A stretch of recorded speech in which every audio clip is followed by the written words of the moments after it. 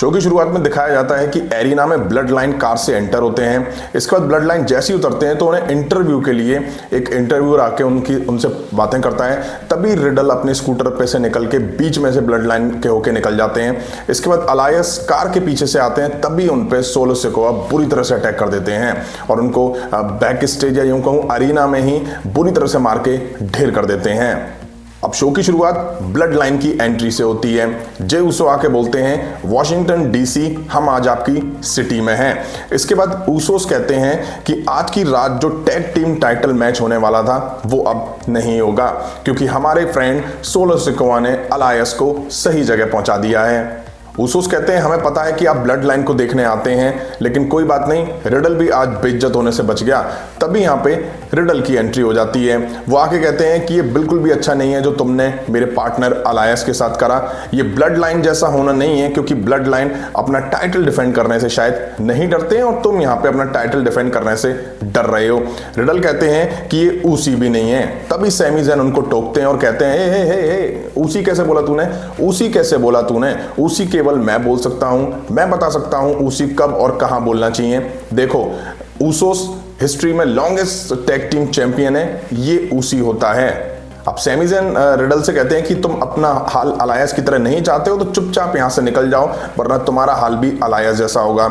लेकिन इसके बाद रिडल कहते हैं कि मुझे एक पार्टनर मिल गया है और आज की रात टैग टीम टाइटल मैच तो होने वाला है। तभी यहां पे अलायस की साइड से केविन ओवेंस उनके पार्टनर के तौर पर एंट्री लेते हैं। अब हमें Usos versus Kevin Owens riddle के बीच टैग टीम टाइटल को लेकर के मैच देखने को मिला। मैच के शुरू होते ही केविन ओवेंस ने जबरदस्त एग्रेशन दिखाया और वो जे ऊसो पर बुरी तरह से टूट पड़े और स्थिति ये हो गई कि जे ऊसो को रिंग के बाहर जाना पड़ा। अब जिम्मी ऊसो रिंग में आते हैं तो केविन ओवेंस उनकी भी हालत खराब करके रख देते हैं। मैच में अच्छा कंट्रोल यहाँ पे केविन ओवेंस हमें बनाते हुए दिखाई दिए। वहीं अब केविन ओवेंस जब रिडल को टैग देते हैं तो जे ऊसो चीप शॉट मार के, यानी कि रेफरी से बच के, जिम्मी ऊसो को मैच में एडवांटेज दिलाते हैं और कंट्रोल अब ऊसोस के हाथ में आ जाता है। वो बुरी तरह से रिडल को अपनी साइड आइसोलेट करके बुरी तरह से उनमें मार लगाते हैं। अब रिडल फाइट बैक की कोशिश करते हैं, लेकिन ऊसोस उसको फेल कर देते हैं। अब जैसे तैसे टैग केविन ओवेंस पर आता है तो केविन ओवेंस फिर से आके मोमेंटम अपनी साइड शिफ्ट करते हैं। अच्छा मैच दिखा इन दोनों टीम के बीच में। अब ये सब रिंग के बाहर थे, तभी केविन ओवेंस और सोलो सिकोआ एक दूसरे के आमने सामने आ गए। उधर रिंग में से रिडल ने डाइव लगा के सोलो सिकोआ को ढेर करा। वहीं जे ऊसो ने केविन ओवेंस पर सुपर किक लगाई और रिंग में रिडल को 1D मूव दे करके मैच जीत लिया और टाइटल यहां रिटेन कर लिया। मैच के बाद ऊसोस सैमी ज़ैन ने रिडल पर बुरी तरह से अटैक करा। तभी केविन ओवेंस ने आके चेयर से ऊसोस पर अटैक करा और उनको बैक स्टेज तक दौड़ा लिया। अभी सोलो सिकोआ बचे हुए थे तो वो उन्होंने आके रिडल पर बुरी तरह से अटैक करा।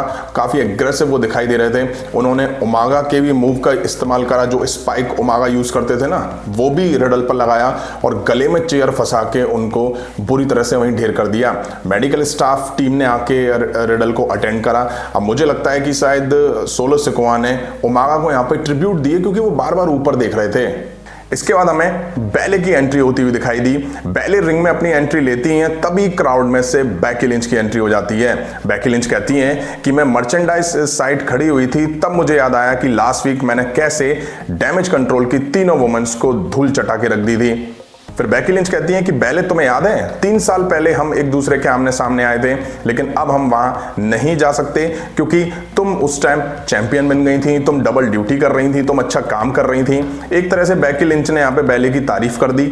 अब बैले कहती हैं कि देखो, तुम्हें अगर मेरे खिलाफ मैच चाहिए, मैच लड़ना है तो डायरेक्ट बोलो। ये हिस्ट्री की बातें, पुरानी बातें ले लेके यहाँ पे मत आओ, क्योंकि हिस्ट्री को सुनने में कोई भी इंटरेस्ट नहीं दिखाता है। तुम्हें मैच चाहिए, मुझसे डायरेक्ट बोलो। बैले कहती हैं जब तुम यहाँ आती हो तो तुम्हें पूरी स्पॉटलाइट चाहिए। इसके बाद क्राउड बेकी लिंच के चैंट्स लगाता है। तो बैले कहती हैं कि ये बहुत ही घटिया लोग हैं, मुझे फर्क इनसे नहीं पड़ता है। जब तुम यहाँ पे नहीं थी, जब तुम इंजर्ड थी, जब तुम WWE से बाहर थी, तब मैंने लगातार यहाँ दिख के मेहनत करी और इन लोगों को एंटरटेन करा, लेकिन उसके लिए मुझे कोई भी चीयर या एप्रिसिएशन नहीं दिया जाता है।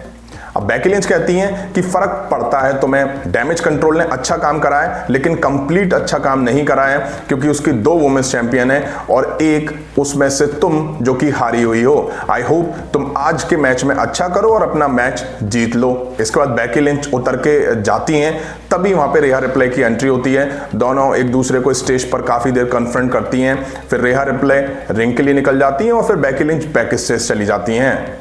अब हमें आस्का वर्सेस रेहा रिप्ले वर्सेस बैले के बीच ट्रिपल थ्रेट मैच देखने को मिला। बैल बजते ही तीनों के बीच एक्शन शुरू हुआ। रेहा रिप्ले बैले को बाहर करके आस्का में बुरी तरह मार देती हैं। रेहा रिप्ले काफी एग्रेसिव और डोमिनेट दिखाई दी इस मैच में। मैच उनके पूरी तरह से कंट्रोल में दिखाई दिया। अब यहाँ पे बैले और आस्का डबल टीम बना के रेहा रिप्ले में मार देती हैं और उनको रिंग के बाहर कर देती हैं। आस्का और बैले अब आमने सामने आती हैं, तभी रेहा रिप्ले एप्रिन से दोनों पे मूव लगा देती हैं। अच्छा मैच दिखा इन दोनों वुमेन सुपरस्टार के बीच में। अब बैले और रेहा रिप्ले डबल टीम बना करके आस्का में मार देती हैं। आस्का कुछ टाइम बाद फाइट बैक करती हैं और दोनों को एक साथ हैंडल करती हैं। अब बैले यहाँ पे थोड़ा चालाकी दिखाते हुए रेहा रिप्ले को रिंग के बाहर ढेर करती हैं और आस्का को रिंग में मूव देके यहाँ पे मैच जीत ले जाती हैं।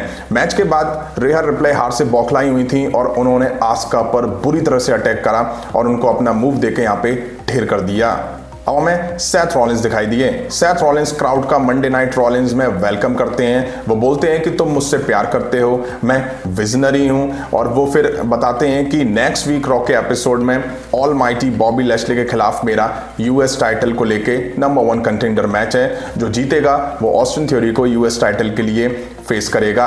सेथ रॉलिंस कहते हैं मेरे पास काफी कुछ बातें करने को है लेकिन मैं बकवास नहीं करूंगा, मैं तुम लोगों के साथ केवल यहाँ मजे करने आया हूं। तभी यहाँ बॉबी लैशली की एंट्री होती है। बॉबी लैशली सेथ रॉलिंस से कहते हैं कि रॉलिंस देखो मैं आ गया हूं, अब बोलो तुम्हारा क्या कहना है मेरे बारे में, लेकिन हाँ जो भी बोलो वो अलर्ट होके बोलना। सेथ रॉलिंस कहते हैं कि क्राउन जूल में जब से तुम ब्रॉक लेसनर से हारे हो उसके बाद तुम काफी बदल गए हो, तुम पहले जैसे नहीं रहे हो। हाँ हारे हो इसमें कोई खराबी नहीं है। सेथ रॉलिंस कहते हैं कि क्या तुम ब्रॉक लेसनर से डर गए थे? मैं मानता हूं कि ब्रॉक लेसनर तुमसे बड़ा है, पावर में भी बड़ा है। क्या तुम वाकई उससे डर गए थे या तुम उससे जलते हो क्योंकि उसके पास तुमसे ज्यादा टाइटल्स हैं और जो उसका करियर है वो तुम्हारे सपनों में आता है, वो एक ड्रीम करियर है। अब बॉबी लैशली कहते हैं कि ये ब्रॉक लेसनर और मेरे बारे में नहीं, ये मेरे और तुम्हारे बारे में है और यूएस टाइटल के बारे में है। सेथ रॉलिंस कहते हैं देखो मुझे तुम इधर उधर मत घुमाओ, टाइटल तुम्हारा खालीपन नहीं भर सकता है और अगर तुम शांत नहीं रहोगे, इसी तरह से ठंडे नहीं रहोगे, कूल नहीं रहोगे तो नेक्स्ट वीक तुम्हें हराने में मुझे बड़ी आसानी होगी। इसके बाद बॉबी लैशली का गुस्सा फूट पड़ता है, वो सेथ रॉलिंस पर अटैक कर देते हैं। रिंग के बाहर दोनों के बीच बवाल देखने को मिला। ऑफिशियल्स आके इन दोनों को सेपरेट करते हैं लेकिन बार बार छूट के आपस में लड़ते हुए दिखाई दिए।